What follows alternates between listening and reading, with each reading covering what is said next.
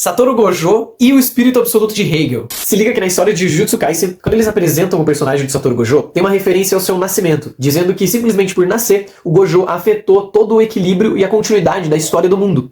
Ou seja, isso torna ele apto a representar o espírito absoluto, que é um conceito da filosofia hegeliana. Aproveitando para contextualizar para aqueles que nunca assistiram ou leram a obra de Jujutsu Kaisen, dentro desse universo literário é apresentado pra gente um conceito de energia, em que todo ser humano emite essa energia, todo ser humano tem essa energia e ela é afetada pelo seu emocional. Quando você tem emoções negativas, seja angústia, dor, desespero, ansiedade, raiva, isso é emanado de você. E fora de você, essa energia negativa, ela pode se acumular e se transformar em espíritos, basicamente. E então, nesse universo, tem os feiticeiros. Eles são pessoas comuns que conseguem pegar essa energia que emanam das pessoas e transformar em técnicas, em força para lutar contra essas criaturas. Então, a primeira regra de tudo, funcionando como a lei de Lavoisier da química, no universo de Jujutsu, toda a energia ela vai de algum lugar para outro lugar. Ela sempre se transforma, ela se renova. Ela não pode desaparecer e ela também não pode surgir do nada. A parada é que o personagem do Gojo, ele nasce com duas técnicas muito fortes, que é o Mugen e o Rikugan, que é o ilimitado e os 6 olhos, que permitem ou conferem a ele muita energia e também um controle muito delicado dessa energia. Ou seja, ele tem muita força e não precisa gastar muito dela para ser muito forte. E isso afeta a balança daquele universo, porque tem o lado do bem e tem o lado do mal. Quando o Gojo, ele nasce, ele dá um peso muito grande pro lado do bem. Ou seja, tem muito poder desse lado, o que faz com que as outras pessoas desse lado do bem não precisem de tanta energia. Lembrando que sempre um sistema procura equilíbrio. Então, se tem muito de um lado, o outro tem que ter menos, e proporcionalmente assim. Tanto é que depois que o Gojo nasce, do lado do bem, não tem mais tantos feiticeiros do mesmo nível de poder que ele. Tem um ou outro, que a gente chama ali, né, dos níveis especiais, tem, mas não são tantos assim, porque ele já compensa isso, já tem um equilíbrio de energia dentro desse sistema. Mas o fato dele ser tão poderoso do lado do bem faz com que cada vez mais as criaturas, os feiticeiros do mal, etc., surjam mais e surjam mais fortes. Então, as maldições, como eles chamam, né, de grau especial, elas começam a se tornar mais comum e mais fortes ainda. Agora, por que que isso está conectado à filosofia hegeliana, que é uma filosofia alemã, e como que a gente consegue trabalhar isso? Acontece que pro Hegel, a realidade é racional. Então, ela sabe se construir e ela se performa através da história. A história, ela vai sendo construída para se desenvolver, ou melhor, desenvolver a realidade. Essa realidade, ela vai acabar performando ou formando o espírito absoluto, e o espírito absoluto é o quê? Deus. Então, Deus, além de ser a própria figura, a representação do espírito absoluto, ele também é a própria performance da história, da construção dessa história. Tanto que dentro da literatura hegeliana tem uma diferença de dois conceitos, que é o espírito absoluto e o espírito histórico. Mas os dois, eles se conversam, obviamente, porque o espírito histórico, ele acaba sendo uma parte, um fragmento da figura completa de Deus, né? Beleza, acontece que dentro da história, nós estamos inseridos. Então, a gente é, na verdade, fragmentos de Deus e também fragmentos da própria história. O Hegel, ele entende que a história, ela vai se alimentando através de teses e antíteses. Como assim? Basicamente, a gente tem uma apresentação de uma ideia e um confronto dessa ideia. Quando você tem um confronto,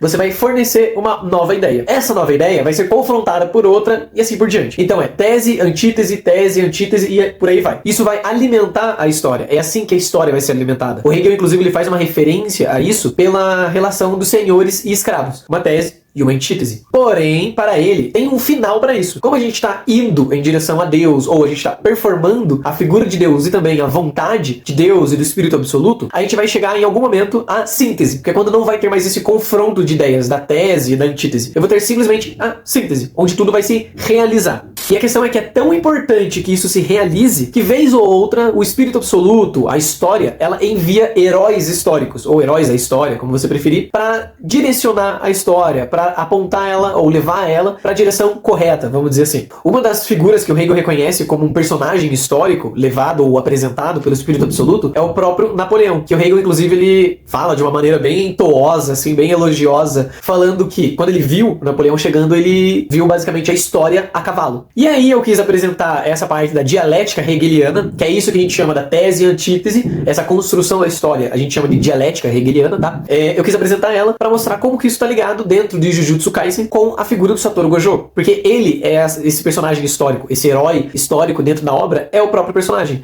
Por isso que ele é o honrado, o mais forte. Tudo tem uma regra, exceto para Satoru Gojo. Ele é a exceção a um limite de magia, ele é a exceção à aplicação de uma técnica. Entre o céu e a terra, existe só apenas um, o mais honrado.